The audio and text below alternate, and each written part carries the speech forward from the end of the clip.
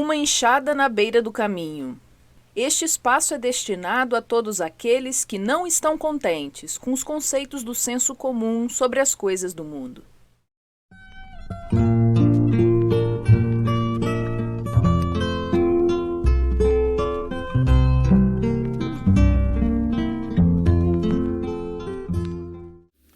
Queridos ouvintes, bem-vindo de volta ao nosso programa. Hoje damos continuidade às nossas conversas com Caliban Calitz, que responderá perguntas sobre as causas pretéritas de eventos da vida atual. Caliban Calitz, seja bem-vindo. Boa noite, João. Como sempre, estou à sua disposição para tentar responder aquilo que você quiser, sem ter essa pretensão de esgotar qualquer assunto. Prezado Caliban, no programa passado, ao falar sobre provas da vida antes da vida, você nos recomendou o livro 20 Casos Sugestivos de Reencarnação, do professor Ian Stevenson.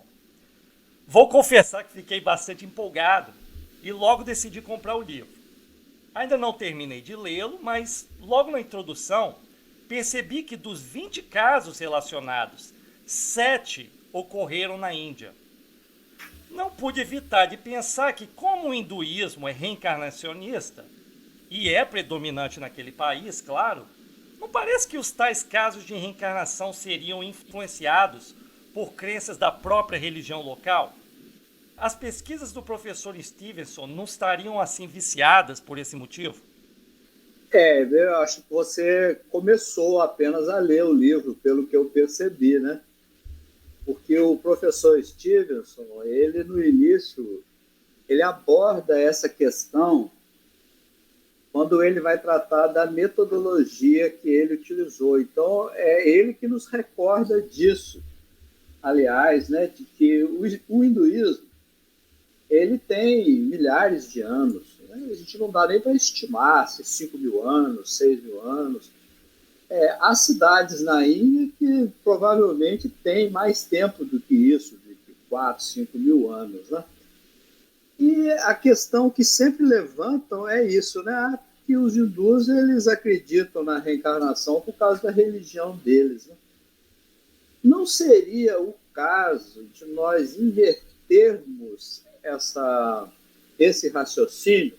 Seria o caso de nós pensarmos que as crenças da reencarnação existentes na Índia teriam sido formadas pelas experiências nesse sentido ocorridas nesses milênios incontáveis? Ou seja, ao invés de nós imaginarmos que os hindus acreditam na reencarnação por causa de uma ideia preconcebida, não teria sido essa própria religião, o hinduísmo, formada por muitas dessas crenças, ou seja, por exemplos práticos que esse povo teria tido em relação à reencarnação durante todos esses milênios citados. Por outro lado também, por que nós sempre rejeitamos as comprovações simplesmente porque essas comprovações provêm de grupos que acreditam numa ideia qualquer? Qual seria a lógica de nós somente aceitarmos a opinião, por outro lado, daqueles que negam a ideia da reencarnação? Nós não estaríamos cometendo o mesmo erro de quem afirma somente sem comprovação, sem provas?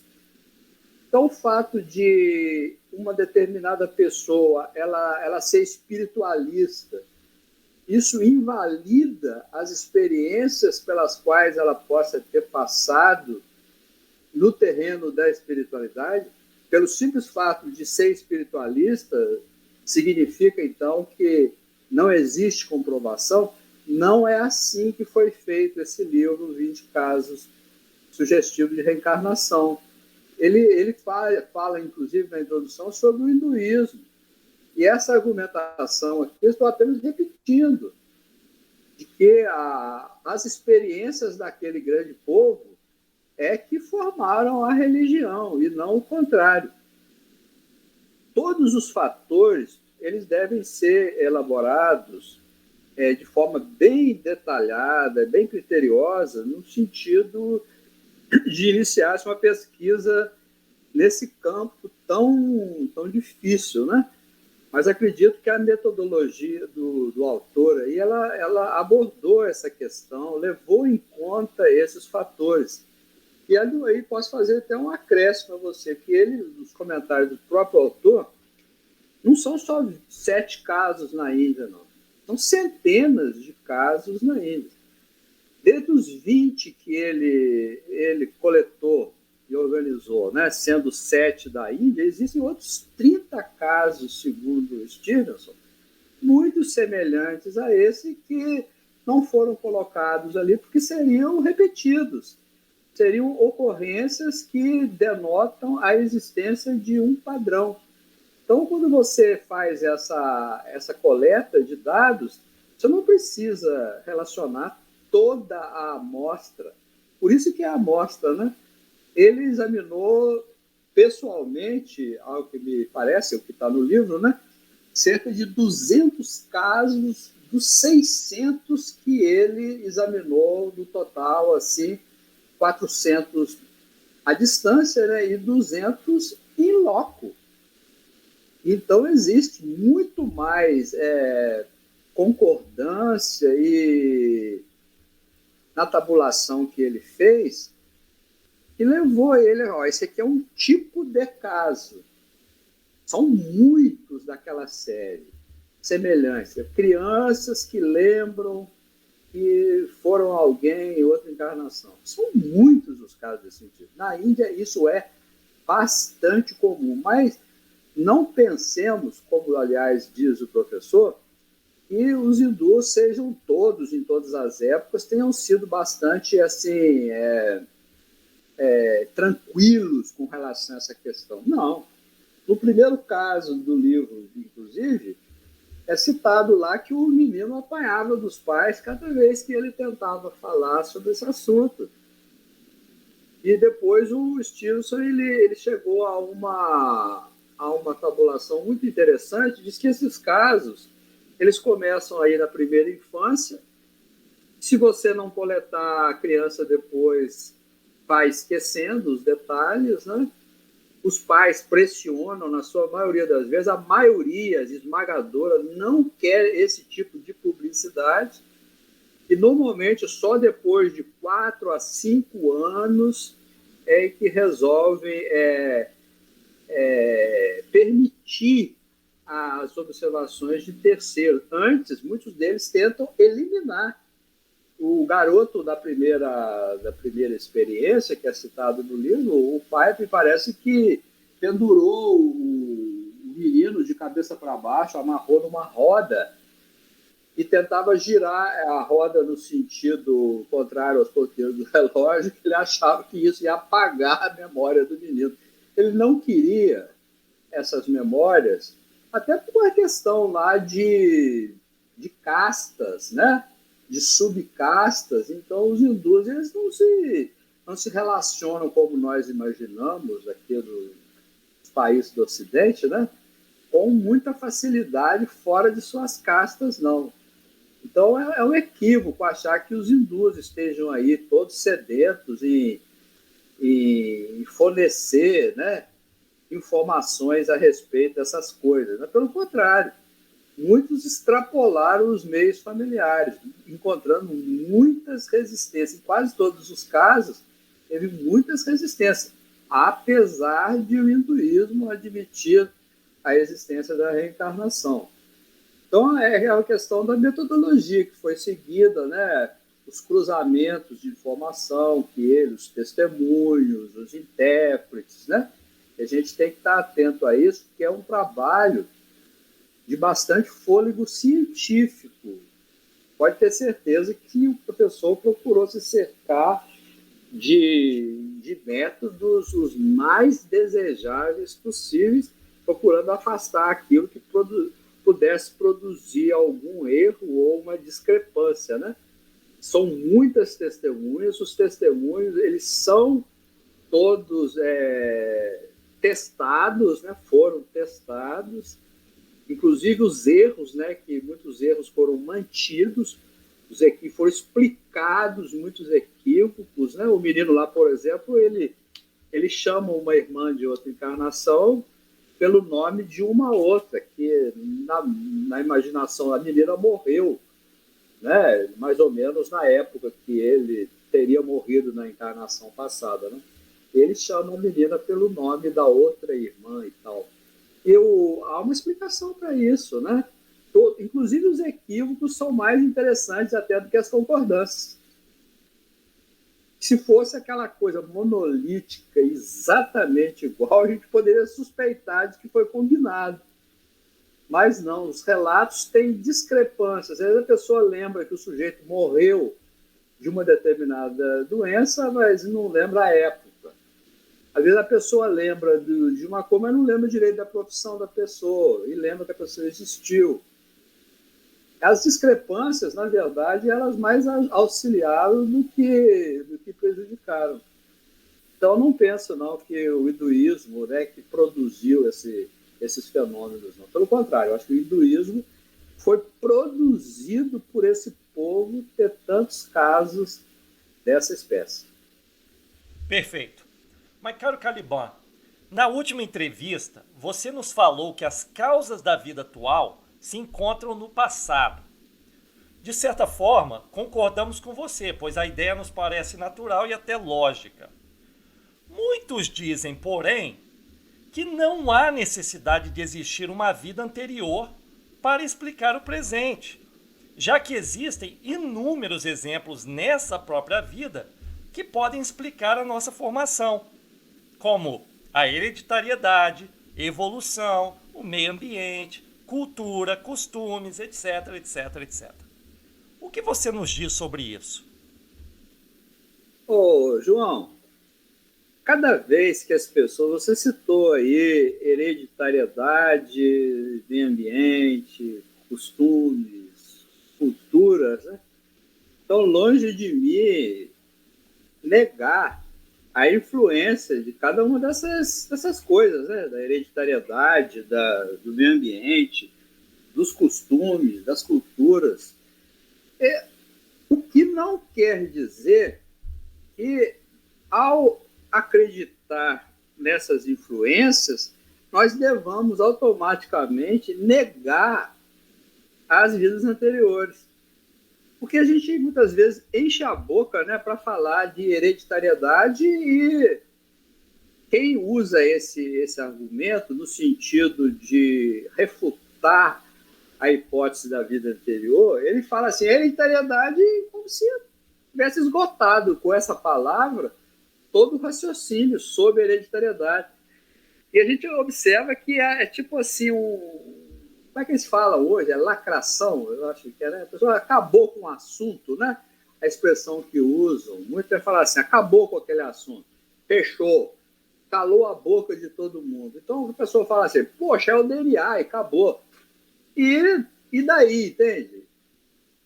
Isso quer dizer, o fato que nós sabemos que existe o código genético, que existem caracteres físicos, né? A tonalidade da voz, o tipo de sobrancelha, o tipo do rosto, né? A altura da pessoa, né? A tendência para determinadas doenças, algumas habilidades que podem sim estar no genoma. Isso significa que não existe vida anterior? Essa é a questão. A gente, sabendo que o meio ambiente ele influencia em muitas coisas, significa que não possa ter havido outros meios ambientes em vidas anteriores que influenciaram na formação dessas personalidades pretéritas. O fato dos costumes influenciar os povos, influenciar a vida das pessoas, a cultura de cada um, isso significa que isso nunca tenha ocorrido, que é só nessa vida, como dizemos, né? Então, eu acho que não fecha a questão, não. Até porque, quando usam a questão, porque eu vou focar muito aqui nessa questão de hereditariedade, né? se usa essa questão de hereditariedade para tentar refutar como se fosse o final de qualquer ideia sobre vida anterior. A pessoa fala assim, é hereditariedade, então acabou. Normalmente é assim que as pessoas, elas usam esse argumento para dizer, bom, a hereditariedade explica tudo. Mas o que não se explica é o que é essa tal hereditariedade. Porque existem outras maneiras de raciocinar, né? Usar essa palavra, né, hereditariedade, no sentido de negar, por que não usar a hereditariedade no sentido de confirmar? Não seria a hereditariedade, aliás, a maior corroboradora dessas ideias?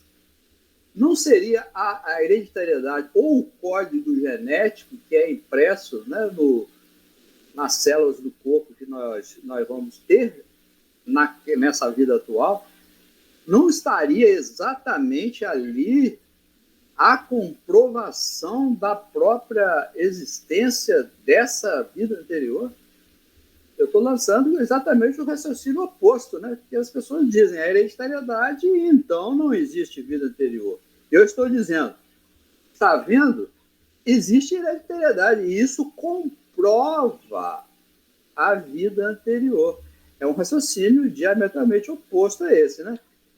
Então, tem muitos casos, né, em que as teorias elas não explicam completamente. Estão tendo que entrar no terreno da filosofia, né? A diversidade dos destinos humanos, mesmo aí para dois gêmeos univitelinos, né? São pessoas diferentes, não são iguais, o fato de ter o corpo bastante parecido, né? E tendo vindo até da mesma célula, né? Mas não são iguais. Os casos, por exemplo, da genialidade que eu já citei, né? Citei o exemplo do Mozart, né? Exemplo de outros, e o caso da idiotia. Aqueles que nascem, né, com cretinismo, com gravíssimas deficiências mentais ou não saudáveis, né? As deformidades congênitas, isso do próprio corpo, né? Como explicar? É tipo um experimento que deu errado? É uma coisa assim, sem muita explicação e tudo, né?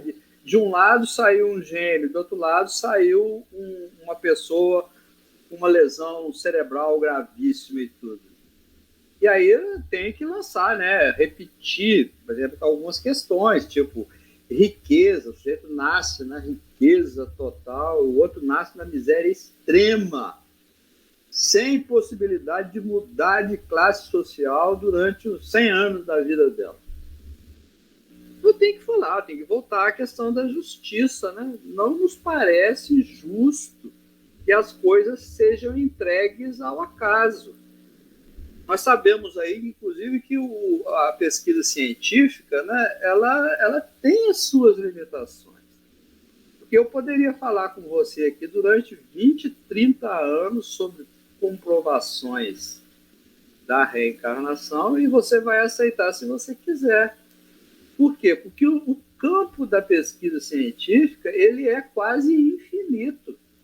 Se eu for esperar todas as conclusões ao longo de toda a evolução da espécie humana, né, para chegar a uma conclusão, com certeza vai demorar muito tempo, né?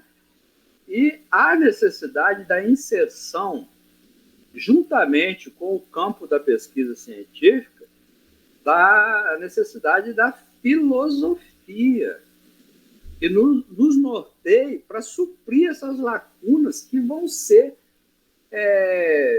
quase que obrigatórias na pesquisa científica, né? Não adianta, porque nós não vamos chegar à conclusão por esse caminho. Suponhamos que uma pessoa quisesse medir a Terra, né, com palitos de fósforo. Medir o diâmetro da Terra com palitos de fósforo.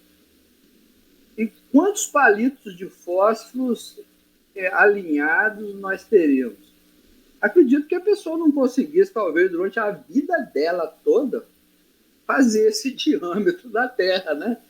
os 40 mil quilômetros com palito de fora. No meio desse caminho, ela pode ter morrido, ela pode, né, pode ter acontecido alguma coisa. E me parece, assim, essa tentativa de exploração da realidade pela ciência, como uma pessoa que pretendesse conhecer um campo, estando dentro nesse campo, querendo, por exemplo, examinar uma superfície. Imagine uma superfície numa dimensão muito grande, milhares ou milhões de quilômetros quadrados. Você conhecer cada detalhe desse campo é um trabalho muito grande e até insano. Agora, você pode conhecer esse campo se você percorrer essa região, por exemplo, de avião ou de helicóptero. Você pode observar de longe. Talvez você não veja todos os detalhes microscópicos desse campo, mas você vai ter uma boa ideia de como é esse campo. Isso é a filosofia comparada com a ciência. A filosofia é esse avião, é esse helicóptero. A gente olhando de cima ou de longe, né, em perspectiva, nós podemos ter uma visão. Agora, o exame científico bastante demorado, realmente ele é infindável, né? Eu diria até que é infinito, né? Esse campo de exploração da realidade. Não sei se eu me fiz entender. Eu acho necessário a mudança de tom nas nossas conversas, porque se nós ficarmos, como você colocou, assim, você ficou curioso pelo livro que eu indiquei, né? É um livro volumoso, existem muitos outros livros sobre esse assunto. Você vai poder ficar lendo, talvez, a vida inteira, e se você for uma pessoa teimosa, você não vai chegar a conclusão nenhuma, você vai querer ler mais. Você vai querer ter aquela prova das provas. Né? E essa prova das provas, ela não é possível. E vamos supor lá que alguém consiga a materialização de um espírito. Muita gente vai olhar e falar o seguinte: isso aí que eu estou vendo é ilusão da minha imaginação. Muitos viram, então pode falar, isso é ilusão de todos que estão vendo ao mesmo tempo. Ou isso o outro pode falar, isso é uma emanação da mente de um de nós lá que produziu aquele fenômeno. Por outro lado, eu posso falar dessas crianças da Índia lá que se recordam de supostas encarnações anteriores. Pode falar assim, isso aí é uma memória, criptomnesia, né? Criptomnésia ou criptomnesia, que seria uma lembrança de uma coisa, não necessariamente de uma vida anterior, mas de alguma coisa que está no subconsciente daquela criança lá. Né? Porque o Stevenson, inclusive, procurava fazer isso, né? Procurava ver se não se referia a fenômeno mediúnico. Ele distinguia aquilo que era um fenômeno de lembrança, que ele chama de lembrança, de um fenômeno mediúnico, ou seja, ele separava a parte anímica da parte que pudesse ser a repetição de uma mensagem de um espírito desencarnado, no qual ele já acreditava também. Então, essa lembrança de reencarnação, ele fala assim, será que isso aí não é alguma coisa que falaram ou que essa criança leu? Se bem que essas lembranças são de crianças de 3, 4 anos, que estão até antes da fase da leitura, né? De onde eles teriam lido, mas eles podiam ter memorizado, então eles se preocupavam com tudo isso ao colocar esses casos, né? Então, o que eu quero colocar aqui é que existem outros caminhos para o conhecimento, não necessariamente um caminho único, né, da pesquisa científica. É muito interessante, traz, do meu ponto de vista, muita esperança para nós, né? Mas não acredito que seja o processo pelo qual a gente vai chegar, ou tendo só essa porta, não, para a gente conhecer a realidade, não. Muito bem. Mas, Caliban, quando você falou da teoria de vida futura, falou da necessidade de que haja justiça. Agora, falando da teoria da vida passada, você volta a bater nessa mesma tecla da importância da justiça. Por que essa necessidade de introduzir esse conceito de justiça, né? Não seria isso uma ideia artificial ou de obsessão religiosa? E se por acaso não existir qualquer justiça nos acontecimentos cotidianos? E se as coisas acontecerem simplesmente de modo aleatório? Ou, como diz a física, vamos dizer, de acordo com probabilidades, mas sem necessariamente serem devidas a uma causa determinística. Me fiz claro? Por que não poderia existir o acaso? Não seria uma resposta suficiente para explicar tudo o que acontece?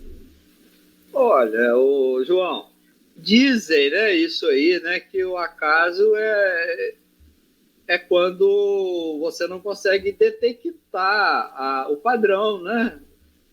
Eu acho que a insuficiência da ciência, muitas vezes, no sentido de encontrar esse padrão, é que produz essa sensação aí de que as coisas acontecem fortuitamente, ou casualmente, sem causa aparente, sem lógica, né?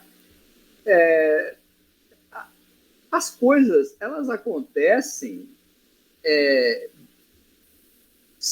pelo menos é assim que funciona a ciência. Se eu estiver errado, se eu me engano, que eu não sou cientista, não. Eu sou um pensador, um repetidor, como eu já disse, né? O que a ciência está sempre procurando é a existência de padrões. Eu estou equivocado? Que as leis da física, as leis da matemática, das ciências todas, da biologia, não são a permanente busca de padrões. Me parece que uma lei, ela é, até esses conceitos que você lançou de probabilidade, né? Nada mais é do que repetição, não é isso? Quando você fala assim que uma coisa acontece mais do que outra, dados determinadas condições, né? Antigamente, quando eu era estudante, mantendo as condições normais de temperatura e pressão, acontece isso ou aquilo. Não é assim que é formulado o pensamento científico no mundo. O método científico, então, ele busca sempre padrões, as tais leis ocultas, não expressas, ou ainda não esquematizar. O esqueleto dessa lei não são as chamadas equações matemáticas. O que é uma equação matemática, né? Uma equação lógica. É exatamente isso. O pesquisador ele termina por descobrir que um determinado fenômeno, vamos chamar assim genericamente, né, um fenômeno, né, no sentido que essa palavra tem do grego, né, daquele acontecimento, se não repetisse, não teria como. Então você fala assim que uma ideia seria uma ideia fixa. Não. Na verdade, o que a ciência percebe é a repetição. É dessa repetição frequente de determinadas condições, gerando determinados efeitos, sempre dentro de uma gama pouco variada de consequências. É isso que vai possibilitar a construção do modelo matemático.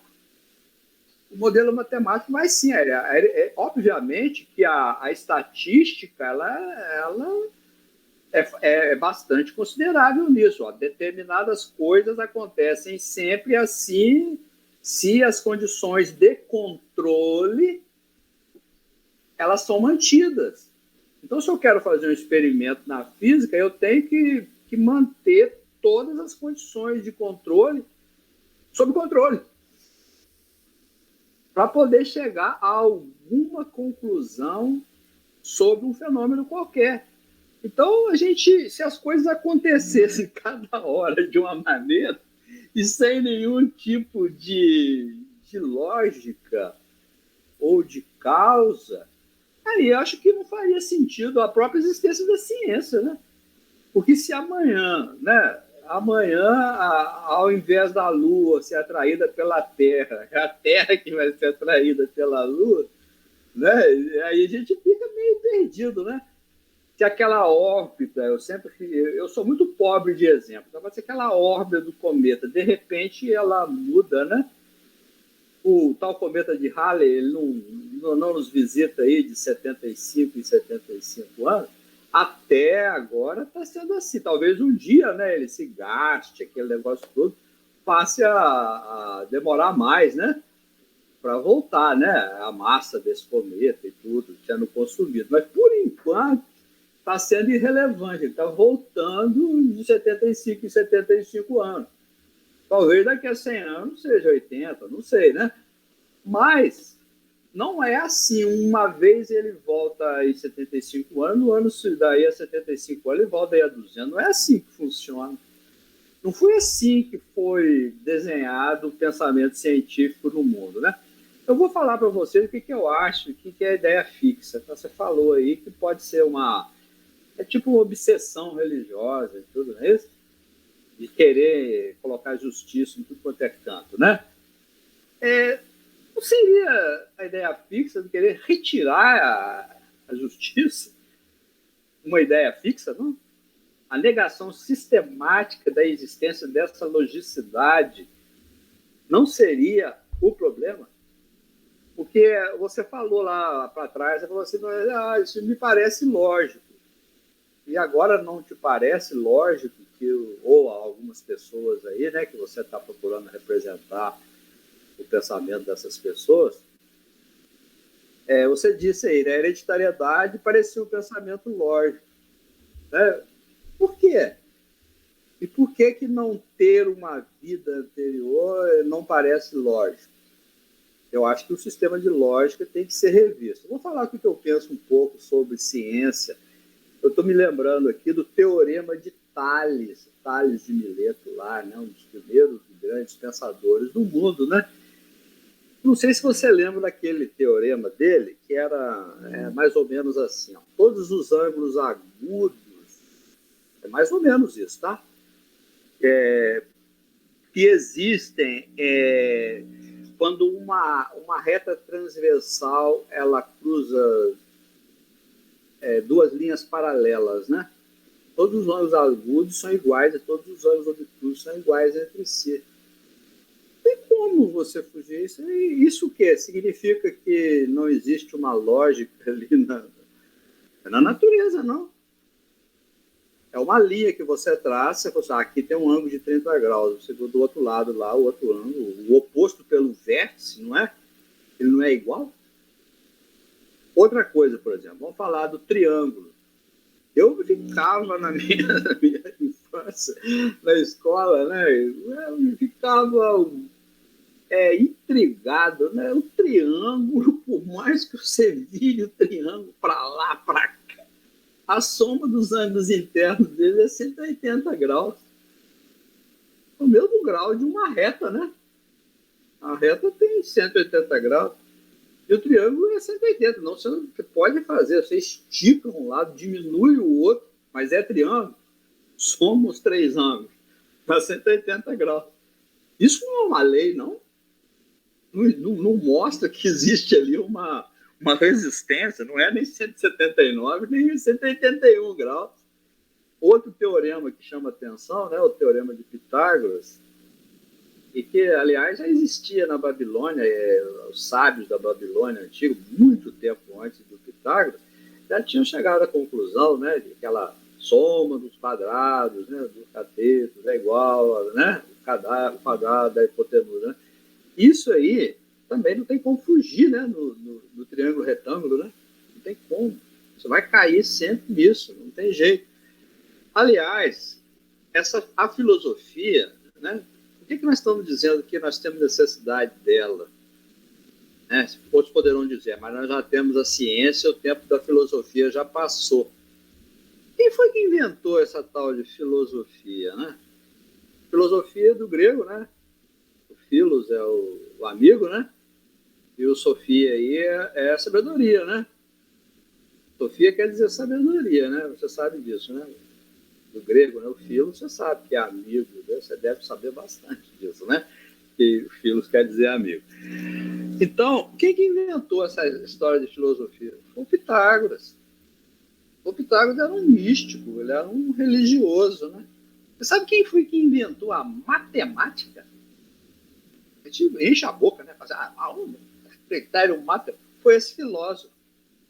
Ele era um místico, ele até li um livro muito interessante, chama-se Pitágoras e a Teoria do Número, né? Ele cultuava o número 1, mas como unidade geradora de tudo que existe. A matemática não nasceu como, o número 1 não nasceu como algarismo, não. Ele nasceu como uma entidade mística. E depois ele falava de uma outra, né, que era a díada indeterminada, que é o que a gente, né, chamaria de 2, né? E do outro aspecto da realidade, a realidade você pode ser encarada no seu aspecto unitário e no seu aspecto dúplice, né?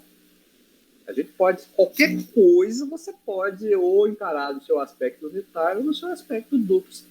Então, a matemática, né, não estou falando das operações algébricas lá, né, desse famoso, tem outro estudioso, né, que é o Al-Khwarizmi, né, que é um oriental, né, de onde vem a palavra algarismo, né, o Al-Khwarizmi, era um nome próprio, é o nome da pessoa, o Al-Khwarizmi. E matemática é um filósofo que criou, né. Então, eu acho assim que há muita confusão hoje em dia, né, com relação às origens da própria ciência, né. Eu acho que a filosofia ela vai sempre ser necessária. E essa questão Vamos lembrar mais, vamos ter mais alguns exemplos aí que vão nos ajudar. Pascal, né? Blaise Pascal. Pascal, aliás, poderia ser um exemplo interessante se ele vivesse na época do professor Einstein, né? Porque o Pascal, ele decifrou, se não me engano, aos 9 anos de idade, as 3 e poucas dezenas de proposições, acho que 33 no total, as proposições do matemático grego Euclides. Interessante isso, não, Pascal? Ele foi matemático, foi físico, né? E no final da sua vida foi um místico, né? Foi um religioso, certo? Ele fez até o caminho oposto, né? Existe uma frase que eu ouvia muito num samba, falava assim, o coração tem razões que a própria razão desconhece, né? Eu ficava imaginando assim, foi o Noel Rosa que falou isso, foi o Ismael Silva, fiquei imaginando, Pixinguinha, sei lá quem, né? Algum músico do passado. Mas a frase é do Pascal. O coração tem razões que a própria razão desconhece. É desse gênio da humanidade, o Blaise Pascal, né? Então, vamos voltar a essa questão aí da justiça como ideia fixa, né? Me parece que a natureza ela é insistente nessa questão de justiça. Por mais que eu tente negar a existência de uma lei, ela vem lá e me repete. Eu citei o exemplo do triângulo, que é uma coisa muito curiosa, né? O triângulo resiste, ele quer ter 180 graus e pronto, ele nunca terá outros graus diferentes de 180 graus. Né? Ele sempre será uma reta que se dobrou. Né? Esse conceito, que a reta, né, tem os 180 graus, né, quando está aberto, o triângulo sempre terá esses 180 graus, porque ele é originário da própria reta. Né? É um conceito que eu estou lançando aqui. Então, essa justiça, você observa em tudo. Por que a justiça estaria em nós se ela não está no universo? Eu vou dar um exemplo de justiça. Né? Vou falar da antiga Babilônia. A Babilônia, um juiz que fosse parcial, que fosse descoberto que ele prevaricou em relação à sua isenção no julgamento, lá pelo Código de Hammurabi, ele tinha que ser estrangulado em praça pública. Olha que interessante. Agora eu te pergunto, justiça é um conceito da religião cristã? Não, está lá no Hammurabi, né? O juiz injusto, né?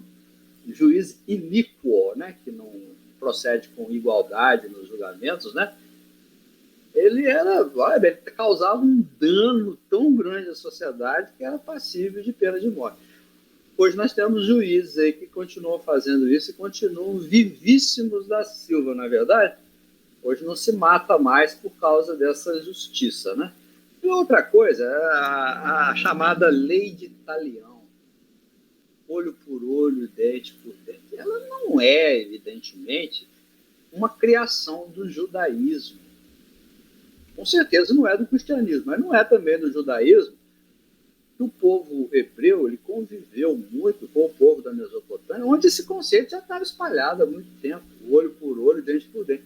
Vejam bem que o conceito de justiça é tão interessante que o conceito de vingança ele é inerente ao ser humano. Você não precisa explicar nada, o cara não tem que frequentar nenhuma faculdade para entender o mecanismo da vingança. Se o sujeito é ofendido, normalmente ele ofende. Normalmente ele ofende na medida em que foi ofendido. No caso lá desse conceito explicitado no Antigo Testamento, né? Olho por olho, dente por dente, unha por unha, e pé por pé, mão por mão. O que o legislador estava dizendo? Né? Que a reação ela é exatamente proporcional e simétrica em relação à ação de ofensa recebida. Então a vingança era permitida, sempre foi permitida no mundo. As pessoas falam assim, agiu em legítima defesa. Não é isso? Agiu. Então, você que vai lá, tenta te matar, você mata ele, alguém te condena? Não, né? Ninguém é condenado. Tem alguma injustiça nisso? O conceito de justiça, então, ele é inerente à própria existência da humanidade. Se você voltar lá na Idade da Pedra e tudo, você vai ver se um lá fez, prejudicou o outro vai lá atrás do outro lá para prejudicar o um. É uma coisa que não se aprendeu, que não depende de um conhecimento, né? Como muita gente pensa, né? Que foi assim uma invenção, né? O conceito de justiça. Pense para você ver. Se você não tivesse lido nenhum livro, tá certo? Uma pessoa vem e do nada lá te dá um tapa na cara. Qual que é a primeira reação que você tem? De repetir, né? Você dá o troco, na verdade. É o natural do ser humano isso. O que foi ensinado é pelo contrário, né? É o tal de perdão. Isso aí você tem que estudar, você tem que aprender, você tem que entender. Que a reação normal é uma reação justa.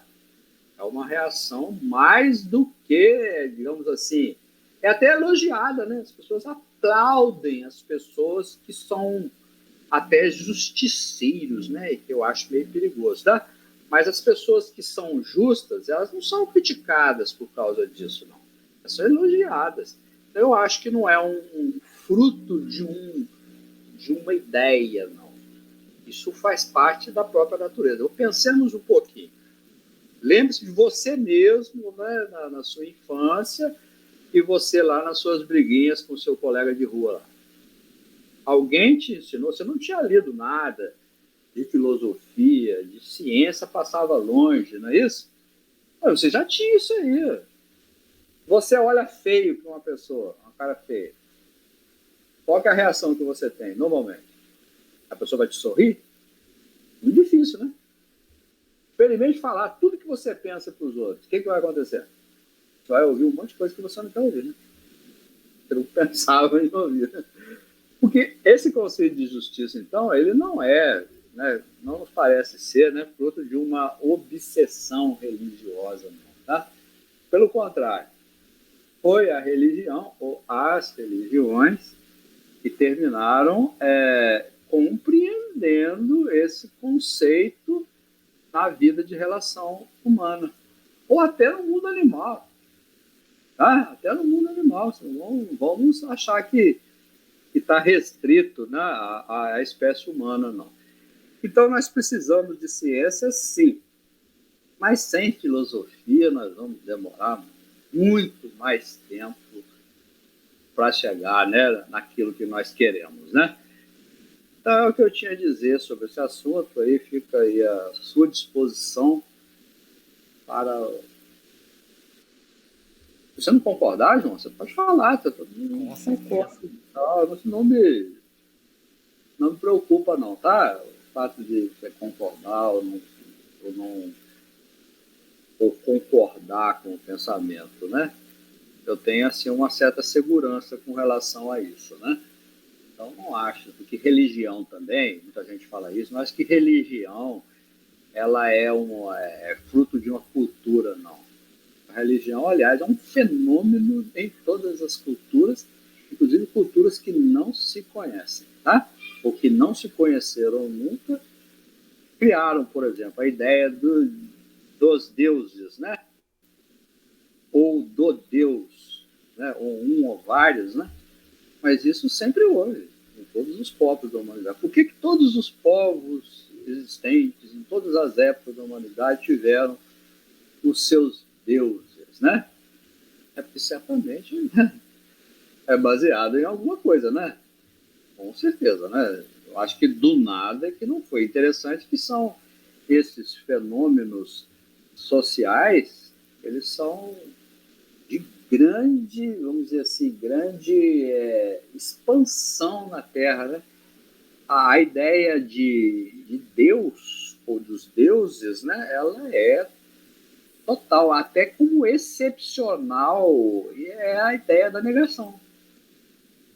São menos os que acreditam, né, do que a gente imagina, né? Mas a ciência, ela está no seu papel, né? Está no seu papel aí de esquadrinhar a superfície quilométrica aí, né? Só que eu não posso esperar, não, tá? Vai demorar muito tempo. Tem que pensar em outras coisas. Foi por isso que eu insisti tanto nessa questão aí de causas, entende? A vida tem que ter uma causa. Mesmo que ainda não esteja provado 200%, né? Porque o A. Stevenson tinha, né, a expectativa de continuar examinando os casos, né, mas ele já morreu, né? Então nós temos que continuar também partindo de onde ele terminou, né? A gente tem que aprender a continuar as coisas, né? Essa é a minha ideia. Muito bem. Achei bastante interessante essa noção de que conceitos de justiça, inclusive de Deus, são modelos, se podemos chamar assim, observados da natureza e não vice-versa. Assim como o triângulo é uma observação de fatos que existem na natureza. Muito interessante, Caliban. Mas bem, vamos chegando assim ao fim de mais um programa. Gostaríamos de agradecer primeiramente ao nosso ouvinte e, claro, agradecer ao incansável Caliban Calites, que está sempre disposto a responder nossas perguntas, muitas vezes impetuosas. Caliban, muito obrigado como sempre. João, eu que agradeço como sempre. Na verdade, João, eu não sou um sujeito que responde, não. Eu sou um sujeito que pergunta, tá? Tudo eu pergunto, tudo eu quero saber, tá? Eu quero saber o porquê, tá? A causa, por que isso, por que aquilo, tá? Eu não me contento com a lacração, com o discurso lacrador, tá? Tipo aquela questão lá, hereditariedade, pronto, cala a boca. Tá? Eu acho que tem muito mais coisa, né? Por trás da realidade que nós precisamos conhecer. Então, agradeço como sempre, estou sempre à disposição enquanto eu tiver aí capacidade, né, de responder. Vai chegar um dia também e eu estarei, né? Porto, né? Você também, todos nós estaremos, né? Mas então, por causa disso, nós não vamos pensar, nós não vamos perguntar, nós não vamos conversar, né? Vai chegar, né? Um dia nós seremos o quê? Bruma que o tempo levou, não é isso? Uma nuvem que o vento levou para algum lugar, uma folha ao vento, né? A nossa vida, às vezes, é só isso, né? Alguns poucos minutos no relógio da eternidade, né? É isso que são as nossas vidas. E muitas vezes as pessoas fazem inimizade por causa disso, né? Por causa desses segundos na eternidade. Matam por causa disso, humilham seus semelhantes, amontoam dinheiro que não vão conseguir levar para a eternidade, né? Não adianta, todos nós. Eu estou ficando velho, João. E cada dia eu penso, né? Nossa, está chegando a hora da minha transformação, né? Como é que vai ser? Como é que não vai ser? Será que as ideias vão me ajudar? Tem muita coisa que me atrapalha e tudo. Você pode ter certeza que essas indagações aí sobre as causas e principalmente as destinações, né? Que será do amanhã, né? Ela é todo dia. Eu me levanto todo dia, às vezes desperto durante a madrugada, indagando como será daqui a pouco, será, né? Onde estarei, como estarei, o que estarei fazendo. Eu acho que todo mundo, né, chega no... A não ser os que eu vou reputar daqueles que, para mim, são os loucos, né? Os loucos são aqueles que não se preocupam com nada disso, né? Que vivem como se essas coisas não fossem acontecer, né? Como se as coisas não tivessem causas nem propósito, né? Essas pessoas fazem muito mal, primeiramente, a essa natureza que está dentro delas, né? Esse ser aí que, no nosso modo de ver, sobreviveu e sobreviverá sempre. Que a vida, ela é, nosso conceito, como sempre, né? Ela é indestrutível. Não estamos falando de corpos, não. Estamos falando de essências, né? Daquilo que está dentro, do invisível dentro de nós, que somos nós, né? De verdade, você tem a sua cara hoje aí, você é assim um assado, mas quantas caras que você já teve nessa vida? Quantas caras? Aliás, quantos pensamentos passaram, né, pela sua mente, né? Desde que você existe aqui nessa vida. Será que isso tudo vai acabar? Será que não serve para nada? Eu acredito que não, né? Então nós não estaríamos aqui falando, né, sobre esse assunto. Mas nós não queremos impor nenhuma crença a ninguém, não, de nenhuma religião, não, tá? Queremos impor, nós estamos falando de ideias, coisas, pensamentos, né? Acredito que nós não falamos, senão como referência de alguma outra religião, né? Falamos aí de divinismo, falamos em passando, né? Falamos aí de espiritismo, né? E respeitamos todas as crenças, tá? As crenças sinceras. O que nós não conseguimos respeitar ainda são aqueles que se utilizam das religiões para enganar o povo. Isso realmente não acho bacana, não, tá? Eu acho bastante problemático isso, né? Ainda ontem vi aqui sobre um casal me